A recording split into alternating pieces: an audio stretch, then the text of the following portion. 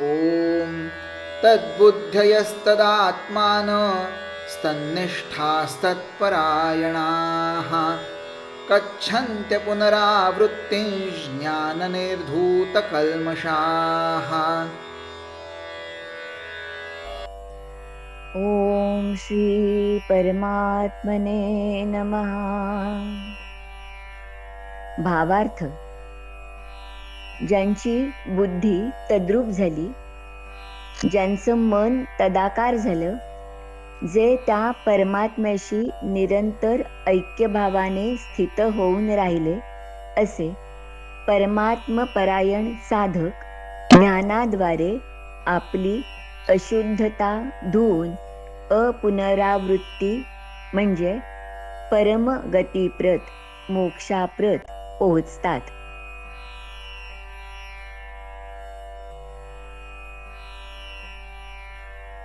ज्ञानरूप परमात्म्याच्या ठिकाणी ज्यांची बुद्धी विलीन झाली आहे, आपण स्वतःच परमात्म स्वरूप आहोत असा ज्यांना साक्षात्कार झाला आहे, त्या परमात्म तत्वाशिवाय दुसरं काही कुठेच नाही अशी ज्यांची निष्ठा दृढ झाली आहे, ते परमात्म तत्व हेच ज्यांचं अंतिम आश्रयस्थान बनलेलं आहे, असे ते त्या आत्मज्ञानाच्या योगे निष्पाप झालेले या जन्ममरणाच्या फेऱ्यातून कायमचे मुक्त होतात.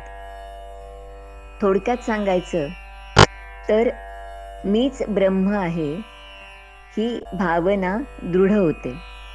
मनबुद्धीच्या ऐक्याने सर्वत्र ईश्वरच त्यांना प्रत्ययास येतो आणि त्या परमात्म्याचा ध्यास लागतो.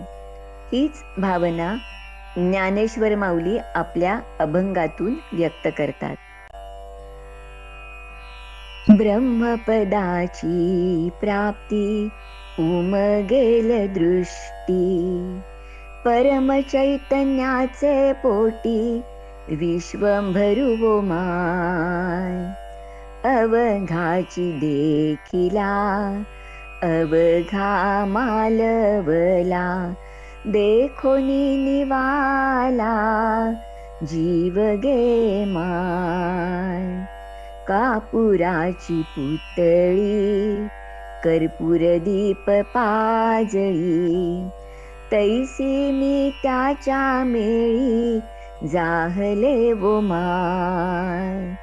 तेथे रूप ना छाया त्रिगुण ना माया, रखुमा देवी वराची या उपाये वो माय.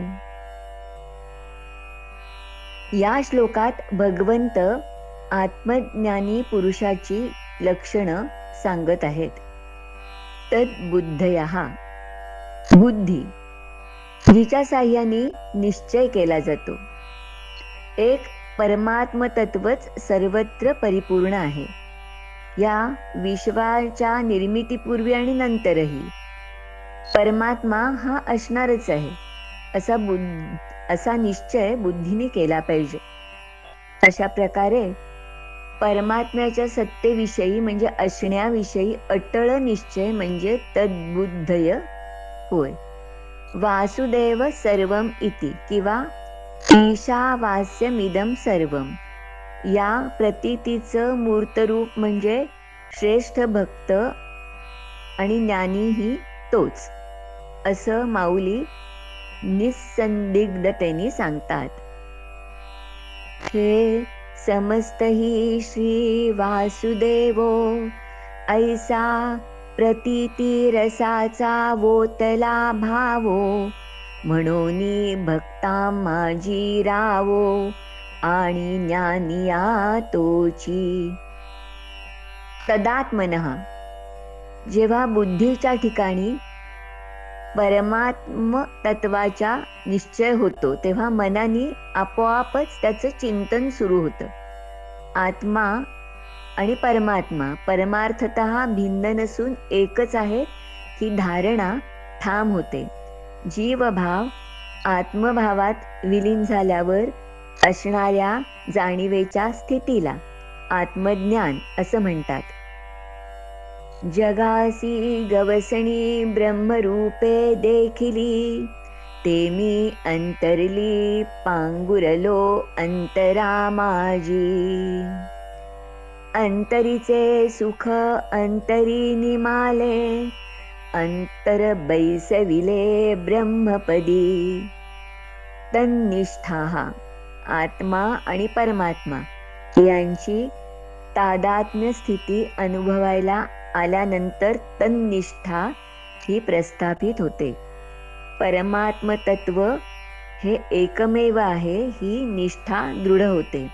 साधक प्रत्येक क्षणी परमात्म्यात स्वच्या स्वाभाविक स्थितीचा अनुभव करतो. जगतेची जनार्दन, जनार्दनची सकळ जन, हेही उपनिषद सार पूर्ण, हे निज खूण जनार्दनी. ते ब्रह्म निर्गुण निराकार, तद्रूप देखती चराचर. तत्परायणः परमात्म तत्वच परमध्येय असणं म्हणजे तत्परायणः. परमात्म्याशिवाय वेगळी सत्ता न राहणं म्हणजे तत्परायण होणं. देवाने जे आपल्या हिताचं सांगितलेलं आहे, जे देवाला प्रिय आहे ते करणं, हे आहे तत्परायणत्व. अशा साधकाचं मन आणि बुद्धी हे परमेश्वरार्पण असतं. एकनाथ महाराज म्हणतात, चिदाकाश चित्त चिंतन, हेही सांडूनी त्रिविध भेद ध्यान. जो मी परमानंद परिपूर्ण, भेद शून्य चिदात्मा. ज्ञानाची तुलना अग्नीशी करतात. 4थ्या अध्यायात ज्ञानाग्निही सर्व कर्माणि भस्मसात कुरुते. ज्ञानाग्नि दग्ध कर्माणम असं म्हटलं आहे. या श्लोकात ज्ञान निर्धूत कल्मषः असं म्हटलं आहे. ज्ञानाने सर्व पाप अशुद्धता ही धुवून टाकली जाते.